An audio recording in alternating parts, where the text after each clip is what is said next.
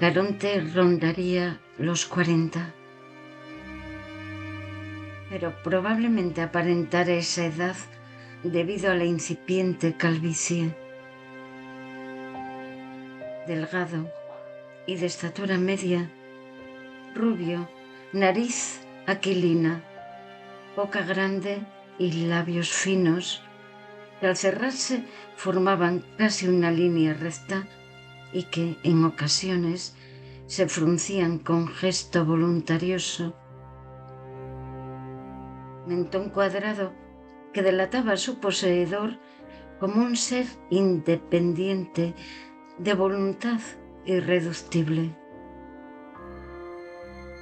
Los ojos de un acerado azul grisáceo, cuya penetrante mirada parecía bucear en lo más íntimo del pensamiento del interlocutor, eran el rasgo más destacado de aquel rostro anguloso y marmóreo en el que empezaba a despuntar la barba.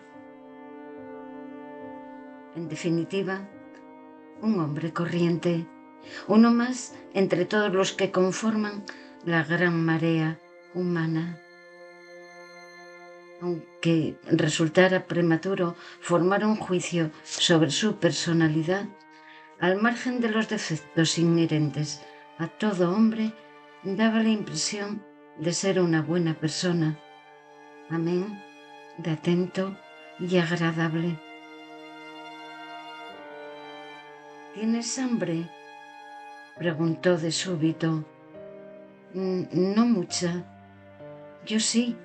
¿Qué te parece si hacemos un alto para reponer fuerzas?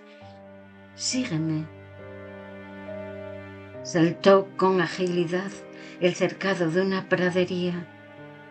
Yo emulé su acción y buscamos acomodo bajo la sombra de un árbol. El manto herbáceo hizo las veces de mantel y sobre él dispuso con diligencia una hogaza de pan, queso y 2 botellas de vino. Toma, dijo tendiéndome unas rebanadas de pan y queso.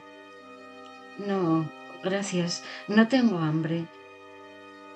Venga, hombre, no te hagas de rogar. A saber cuánto hace que no ingieres alimento.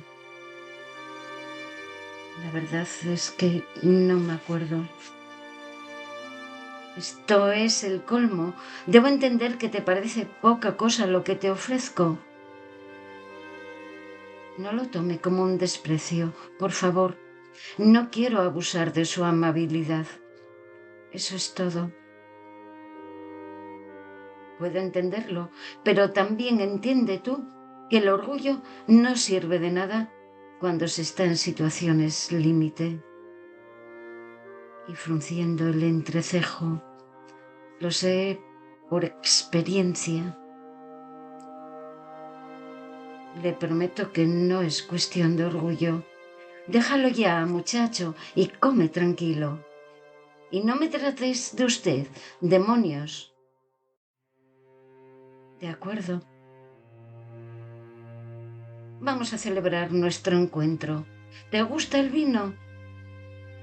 Me pasó una de las botellas y acepté de buen grado. Estaba helado de frío y necesitaba de un estímulo que me hiciera entrar en calor. Pero apenas mis labios habían llegado a rozar el cristal cuando él interrumpió el gesto. No bebas. Espera un segundo. Propongo un brindis. ¿Por quién brindamos? Por la amistad y también por la justicia.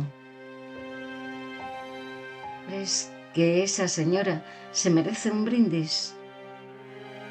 Sí, afirmó rotundo. Tal vez los que la administran no sean del todo eficaces, pero siempre queda el recurso de hacerla triunfar por cuenta propia. Ya sabes, ojo por ojo. Eres drástico, Caronte. Tal vez lo sea, dijo echándose a reír, pero yo no lo he inventado. Después de hacer un brindis por la amistad, hicimos otro por la justicia. A continuación brindamos por la ley del talión, por Hammurabi y por la divinidad Shemesh, que, según dijo, era asociada con la idea de la justicia en la antigua Babilonia. Incluso hicimos un brindis por él y por mí. Una primera botella dio paso a la segunda y continuamos bebiendo hasta apurar la última gota. Caronte se puso en pie y, riéndose a carcajadas, comenzó a bailar torpemente. Resultaba cómico y a la vez un poco triste ver a un hombre de apariencia tan seria hacer el ridículo. Menuda mona has pillado. Para, por favor, no vaya a ser que te estrelles, advertí. Estoy muy, pero que muy alegre, dijo divertido, y cesando en sus evoluciones, se sentó a mi lado, se quitó los zapatos y se tendió cuán largo era en la hierba. Uf, qué cansado me siento, confesó con lengua estropajosa, como es habitual en los borrachos. Hoy he recorrido un sinfín de kilómetros para presenciar el proceso. Lástima que lo suspendieran. A propósito del proceso, ¿quiénes son los antroponíricos? ¿Por qué inspiran tanto odio? Olvídalo. Pero, ¿qué ocurre con ellos?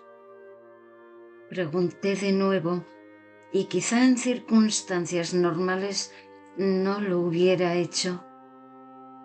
Pero creo que me permití el atrevimiento animado por la gran cantidad de alcohol que circulaba por mis venas. Te he dicho que lo olvides. Esta vez la respuesta fue tajante. Observé a hurtadillas el rostro taciturno, enrojecido por el exceso de alcohol. Su alegría se había evaporado como por encanto. Las pupilas grisáceas se perdían en la lejanía y en su expresión aprecié una extraña mezcla de odio y miedo. Estaba claro que el simple hecho de mentar a los antroponíricos hería su fibra más sensible. Me pregunté quiénes serían y por qué Caronte eludía hablar de ellos. Pero ahogué mi malsana curiosidad y me recriminé por querer ahondar en la intimidad ajena. Me has dicho que te llamas Adrian, ¿verdad? Preguntó, rompiendo el embarazoso silencio. Sí, afirmé, y supuse que había llegado la hora de las confidencias. Bien, Adrian, ¿qué te ha traído por estos lugares? Es largo de explicar. Yo no tengo prisa, aseguró, soltando una carcajada. ¿Y tú? Tampoco. ¿Eres un fugado de la justicia? No, por favor. ¿Qué le hace pensar semejante cosa? Coño, qué manía con el usted, rezongó. ¿Qué quieres que piense cuando todo en ti resulta sospechoso? No tienes aspecto de vagabundo y, sin embargo, estás hecho unos zorros. No llevas equipaje ni siquiera una mísera mochila. Además, tus ojos me dicen que estás asustado. Desahógate, pienso que te vendrá bien. No estoy asustado. Lo estás. Se equivoca. Lo estás. No se puede engañar a un viejo coyote, muchacho. Usted gana. Perdón. Tú ganas. Estaba seguro de ello, exclamó triunfal. Pero no es lo que te imaginas. Y en pocas palabras le expuse mi situación. ¿No recuerdas absolutamente nada? Nada, salvo la noche pasada y el día de hoy. ¿Dispones de alguna credencial? Te sería de gran ayuda verificar quién eres y de dónde procedes. Supongo que la amnesia me ha creado un estado de confusión, ya que en ningún momento se me ocurrió reparar en ese detalle. Cabe suponer que he dejado la documentación en el coche. No lo sé. Estaba tan atolondrado cuando divisé las luces de la aldea. No debes preocuparte más. Dentro de un rato, cuando hayamos reposado la comida, te acompañaré hasta el lugar donde has dejado el vehículo. Ahora necesito dormir una siesta. A ti tampoco te vendrá mal descansar un rato. Eres muy amable. Gracias. Me tendí sobre la hierba, abatí los párpados y me dispuse a hacer caso de la sugerencia de Caronte. Pero después de dar vueltas sin cesar, desistí del empeño. Él tampoco dormía, probablemente contagiado por mi desasosiego, y con voz somnolienta dijo: No eres capaz de pegar ojo, ¿eh? Seguro que tienes frío. Te voy a dejar un jersey. Te lo agradezco de veras. Espero poder pagarte algún día lo que estás haciendo por mí. Vamos, no te deprimas, muchacho. Es fácil dar consejos, pero es duro no saber quién eres ni de dónde vienes. ¿Y eso qué? Atajó elevando los hombros. ¿Conoces a alguien que lo sepa? Vaya, Caronte, exclamé malhumorado. No me refiero a la incógnita que desde hace siglos ha traído en jaque al hombre. Frena el carro, muchacho. Ya no me queda rastro de sueño. De veras lo lamento. Más lo lamento yo. Disculpa mi mal humor. Sé que estoy un poco irascible. A veces me asalta la sensación de estar viviendo un episodio irreal y eso me exaspera. Es una experiencia desconcertante, ¿sabes? ¿Irrealidad o realidad? He aquí la cuestión. ¿Podrías delimitar ambos reinos? ¿Precisar dónde termina uno y comienza el otro? No, ¿verdad? ¡Qué tontería! Aún debes de estar borracho. No es tan absurdo como te imaginas. Irrealidad o realidad no dejan de ser simples términos para definir algo abstracto. Y los vocablos, por mucho que se lo propongan, jamás lograrán materializar algo tan sutil. Además, Las palabras no son dignas de respeto.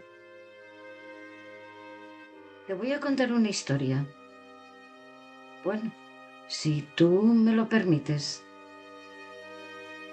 Claro, por mí puedes contar lo que se te antoje, concedí con amabilidad, aunque en mi foro interno me dije que debía armarme de paciencia, pues daba por supuesto que Caronte, debido a la cantidad de alcohol ingerido, diría una memez.